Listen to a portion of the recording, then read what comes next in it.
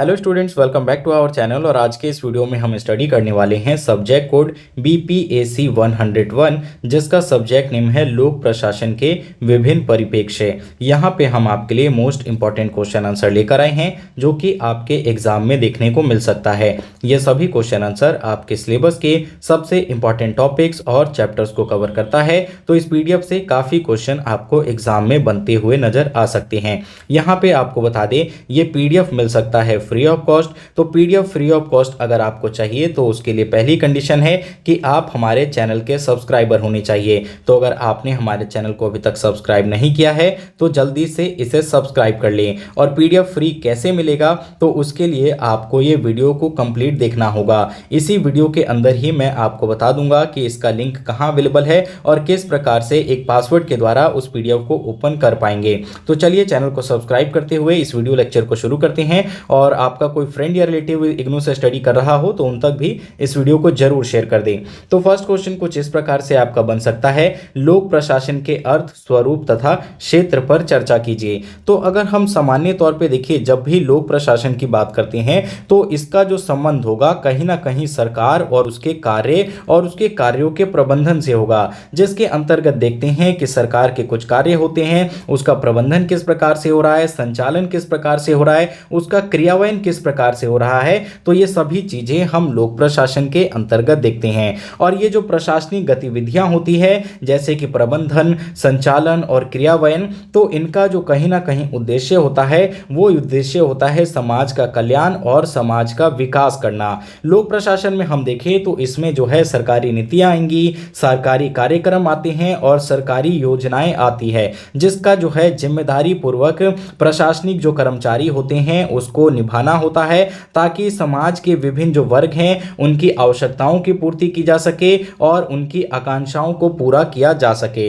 अब अगर हम सामान्य तौर पे लोक प्रशासन के अर्थ को समझे तो आप लिख सकते हैं कि लोक प्रशासन का सामान्य अर्थ होता है सरकार द्वारा जनता के लिए की जाने वाली गतिविधियां और व्यवस्थाएं। तो ऐसी व्यवस्थाएं या गतिविधियां जो कि सरकार द्वारा जनता के लिए की जाती है, इसे हम लोक प्रशासन कह सकते हैं। और इस प्रशासनिक प्रणाली में देखें तो इसमें कई प्रकार के कार्य आएंगे, जैसे कि संचालन और कार्यशैली, ये सारी चीजें इसके अंतर्गत शामिल होती हैं। लोक प्रशासन के अंतर जो भी सरकारी विभाग हैं उनकी कई शाखाएं काम करती है, जैसे कि केंद्रीय प्रशासन, राज्य प्रशासन और स्थानीय प्रशासन। तो इसको अगर हम समझने का प्रयास करें तो इसी को आप जो है लोक प्रशासन के स्वरूप में कैटेगराइज कर सकते हैं, जिसमें कि सबसे पहला स्वरूप आपका कार्यकारी स्वरूप आ जाएगा। तो कार्यकारी स्वरूप में देखें तो लोक प्रशासन का जो इसमें संबंध है वो कहीं ना कहीं कार्यपालिका से संबंधित होता है और कार्यपालिका का इसमें प्रमुख स्थान होता है। और ये क्या काम करती है कि जो सरकार की नीतियां और योजनाएं होती हैं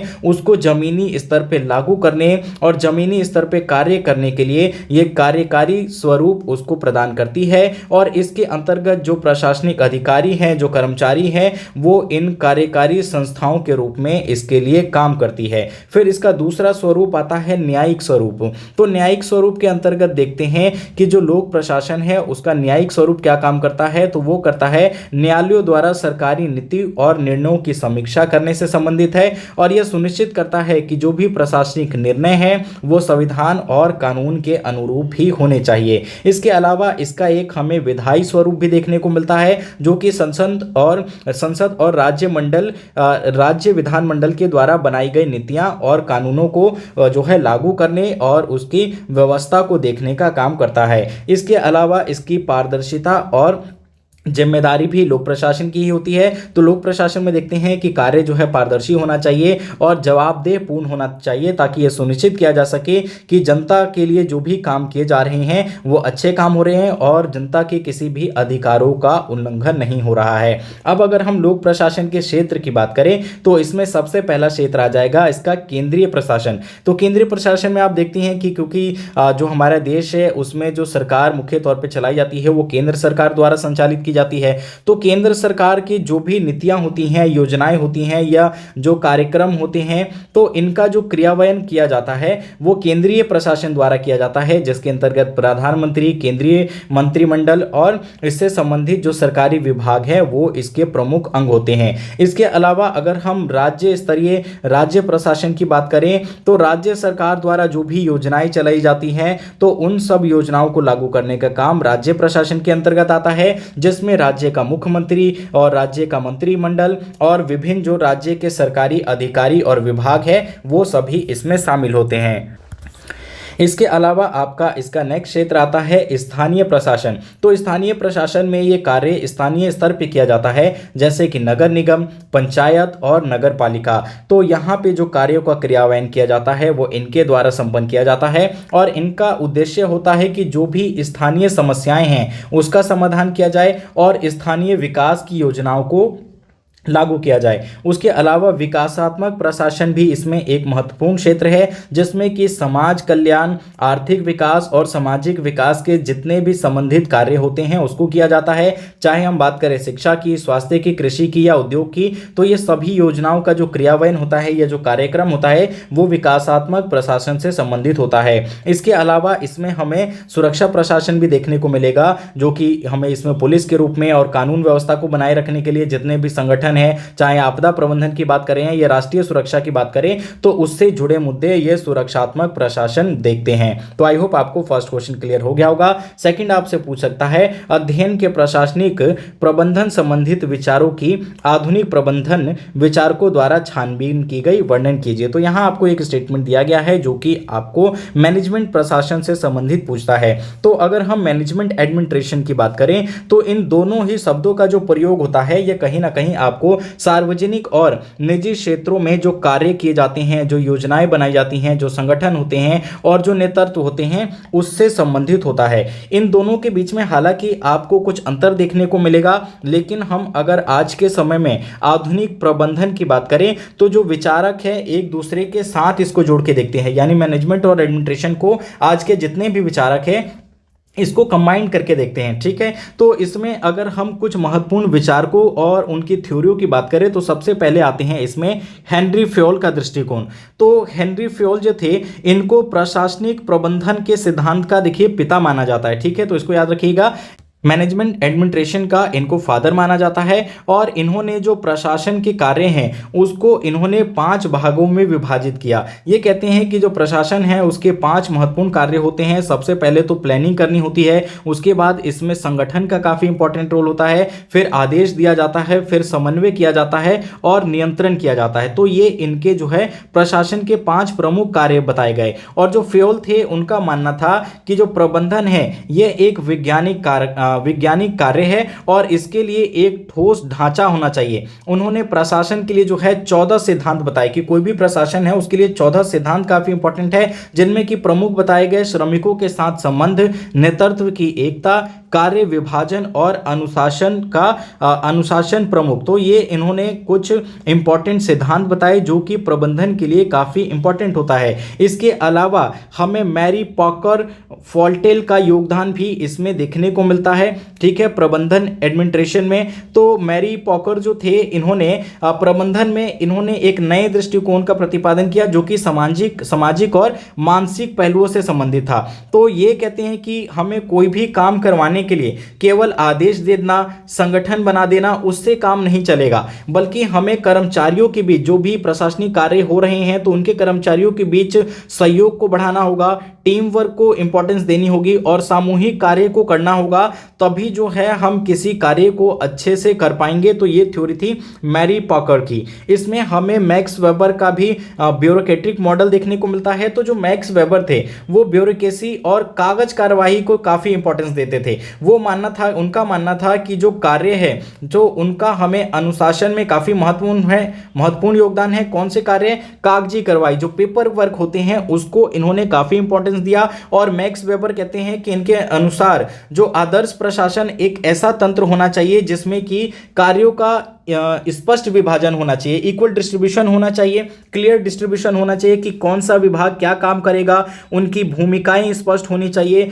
अनुशासन होना चाहिए प्रशासन में, और नियमों को उनके द्वारा आदेशों को और नियमों को अच्छे से पालन किया जाना चाहिए, और जो भी कर्मी हैं, जो कार्यकर्ता हैं, उनका उनके योग्यता के अनुसार चयन किया जाना चाहिए ताकि वो अपने कार्य को अच्छे तरीके से निभा पाए। तो इसमें आप जो है 4 से 5 थ्योरी लिख सकते हैं। यहाँ पे आपको डगलस और पीटर ड्रग्स की थ्योरी भी दी गई है जिसे आप पीडीएफ के द्वारा पढ़ लेंगे। अब देखते हैं हम अपना नेक्स्ट क्वेश्चन जो कि आपसे पूछता है, मानव संबंध अध्ययन पर संक्षिप्त टिप्पणी लिखिए। तो मानव संबंध अध्ययन यानी कि इंग्लिश में से ह्यूमन रिलेशन थ्योरी की बात करें तो ये भी इसका संबंध आपको प्रबंधन और संगठनात्मक व्यवहार के साथ इसको जोड़कर देखा जाता है, और इसका उद्देश्य ये होता है कि जो एक कार्यस्थल है जहां पे कर्मचारी काम कर रहा है तो उनके बीच में आपसी संबंध कैसा है। ठीक है, ये जो थ्योरी है ये कर्मचारियों के वर्क प्लेस के आपसी संबंध को दर्शाता है। जैसे कि अगर आप किसी ऑर्गेनाइजेशन में काम कर रहे हैं तो वहां पे आप अकेले काम नहीं कर रहे होंगे, आपके अलावा 10, 20, 50, 100 लोग उस संगठन में और काम कर रहे होंगे। तो मानव संसाधन का जो अध्ययन है, मानव संबंध का जो अध्ययन है, वो ये दर्शाता है कि एक कर्मचारी का दूसरे कर्मचारी के साथ किस प्रकार का संबंध है, उसकी मानसिकता किस प्रकार है, उस व्यक्ति को यानी कर्मचारी को किस प्रकार से प्रेरणा मिल रही है, और क्या वो सामूहिक गतिशीलता को समझ पा रहा है, उसको सुधार कर पा रहा है या नहीं कर पा रहा। इन सारी चीजों का अध्ययन हम मानव संबंध अध्ययन में करते हैं। इनमें अगर हम जो सबसे इंपॉर्टेंट चीज देखते हैं तो वो आती है कि हमें एक मानव के मानसिक और भावनात्मक और सामाजिक और मानसिक पहलुओं को समझने की काफी आवश्यकता है। यानी जो एक कार्यस्थल है उसकी कार्य कुशलता को बढ़ाने के लिए इंपॉर्टेंट है कि एक व्यक्ति की हम मानसिक और भावनात्मक पहलुओं को समझें, और अगर हम इनको समझ पाएंगे तो ही एक कर्मचारी अच्छे तरीके से वर्क प्लेस पे वर्क कर पाएगा। तो मानव संबंधों का जो विकास किया गया या जो इसका अध्ययन किया गया ये सबसे पहले हमें 1930 के दशक में देखने को मिलती है, और इसमें एक प्रमुख शोधकर्ता थे, ये थे अमेरिकी शोधकर्ता जिनका नाम था एल्टन मेयो। ठीक है, तो एल्टन मेयो ने अपनी एक प्रसिद्ध जो उनकी स्टडी थी जिसका नाम था हॉवथॉर्न स्टडीज। ठीक है, तो हॉवथॉर्न स्टडी के माध्यम से इन्होंने शोध किया, और इन्होंने जो ये शोध किया इसका ये उद्देश्य था ये जानना कि कर्मचारी जो है कार्य स्थल पर जो उसकी उत्पादकता है और जो उसकी शारीरिक परिस्थितियां हैं कैसे एक दूसरे से कोऑर्डिनेट करती है। तो इन्होंने इसमें बताया मानव संबंध विकास में कि जो एक कर्मचारी है उसका जो वर्क प्लेस है उस वर्क प्लेस पे किस तरह का उसको वातावरण मिल रहा है ये ज़्यादा इंपॉर्टेंट नहीं है, बल्कि ज़्यादा इंपॉर्टेंट ये था कि उसके सामने किस प्रकार के सामाजिक और मानसिक वातावरण उत्पन्न हो रहे हैं। क्योंकि यदि एक कर्मचारी का दूसरे कर्मचारी के साथ अगर रिलेशन अच्छा होगा तो वो जो है मानसिक तौर पे संतुष्ट होगा, और यदि वो मानसिक तौर पे संतुष्ट होगा तो उसको अधिक काम के लिए प्रेरित करेगा, जिससे कि हमें उत्पादकता में वृद्धि भी देखने को मिलेगी। अगर हम मानव संबंध के महत्व की बात करें तो मानव संबंध का जो महत्व है ये परंपरागत दृष्टि को बदलता है। ठीक है, और इसमें हमें देखने को मिलता है कि जो प्रबंधन है उसके सिद्धांतों में तकनीक और भौतिक तत्वों के ऊपर काफी केंद्रित किया जाता है। इसमें कर्मचारियों के बेहतर विकास के लिए काफी योगदान दिया जाता है, और इसमें केवल कर्मचारियों के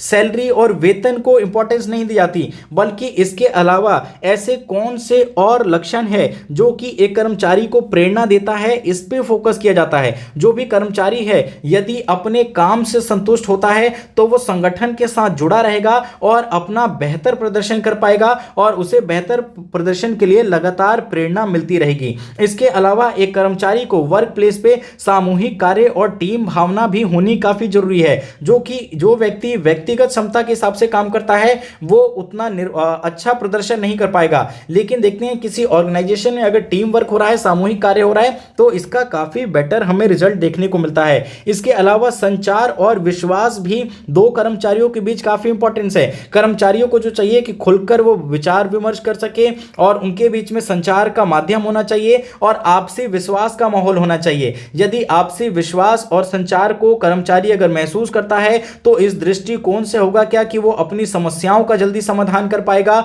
और अपना अधिक योगदान दे पाएगा किसी ऑर्गेनाइजेशन में। तो मानव संबंध के अगर प्रभाव और सीमाओं की बात करें तो इसमें हम लिख सकते हैं कि जो मानव संबंध का अध्ययन है उससे यह साबित होता है कि कर्मचारियों का मानसिक और भावनात्मक संतोष उनके कार्य की गुणवत्ता और संगठन में उनकी भागीदारी को बढ़ाता है। ठीक है, तो ये रिसर्च क्या शो करता है कि यदि एक कर्मचारी मानसिक और भावनात्मक तौर पे संतुष्ट है तो वो अपने कार्य को भी गुणवत्ता तौर पे बढ़ा पाएगा और संगठन के लिए भी, जिस ऑर्गेनाइजेशन में काम कर रहा है तो वहां वो बेटर तरीके से काम कर पाएगा। तो आई होप आपको ये क्वेश्चन भी क्लियर हो गया होगा। और जैसा कि मैंने आपको बताया था, ये पीडीएफ आपको मिल सकता है फ्री ऑफ कॉस्ट, तो वो मिल जाएगा आपको हमारे टेलीग्राम चैनल पे। पीडीएफ ओपन करने के लिए आपको एक पासवर्ड चाहिए, पासवर्ड भी यहाँ मैंने आपको ये स्क्रीन पे दे दिया है। इसी पासवर्ड के द्वारा आपको उस पीडीएफ को ओपन करना है। और पीडीएफ को ओपन करने के लिए वीडियो के डिस्क्रिप्शन में जाएं, टेलीग्राम चैनल को भी जरूर ज्वाइन कर लीजिएगा। बाकी के क्वेश्चन आप पीडीएफ के माध्यम से ही कर लेंगे। इसको हम यहीं एंड करते हैं क्योंकि वीडियो ऑलरेडी काफी लेंथी हो चुका है और आप स्टूडेंट्स की डिमांड रहती है कि वीडियो को शॉर्ट रखा जाए। तो इस वीडियो को देखने के लिए धन्यवाद। अपने फ्रेंड्स और रिलेटिव के साथ जरूर शेयर कर दें।